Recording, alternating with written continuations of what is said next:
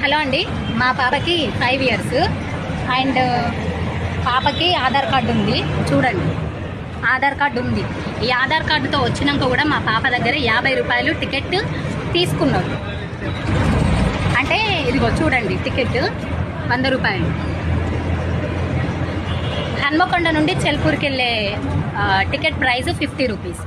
పాపకి బాబుకి కలిపి 100 టికెట్ అయితే తీసేసుకున్నారు.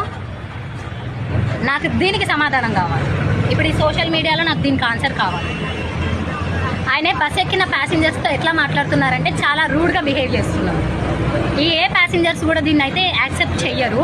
నేనైతే అసలు యాక్సెప్ట్ చేయదలుచుకోలేదు. కండక్టర్లు వాళ్ళు మమ్మల్ని ఏదో పుణ్యానికి తీసుకుపోయినట్టు, ఫ్రీగా మమ్మల్ని తీసుకుపోయినట్టుగా రూడ్ బిహేవ్ చేస్తున్నారు. చాలా రూడ్గా మాట్లాడుతున్నారు. 100 రూపాయలు మేము టికెట్ ప్రైస్ ఇచ్చి కూడా మాటలు పడాల్సి వస్తుంది. దాదాపు 1 ఇయర్ అవుతుంది ఫ్రీ బస్ పెట్టి. ఈ ఫ్రీ బస్లో మేము ట్రావెల్ చేయబట్టి కూడా 1 ఇయర్ అవుతుంది. ఈరోజు కొత్తగా రూల్స్ రెగ్యులేషన్స్ మాట్లాడుతూ డబ్బుల గురించి లేదంటే పాపది టికెట్ అప్డేట్ చేయమని చాలా రూడ్గా మాట్లాడుతున్నారు. దీనికి నాకు సమాధానం ఈరోజు తెలియాలి.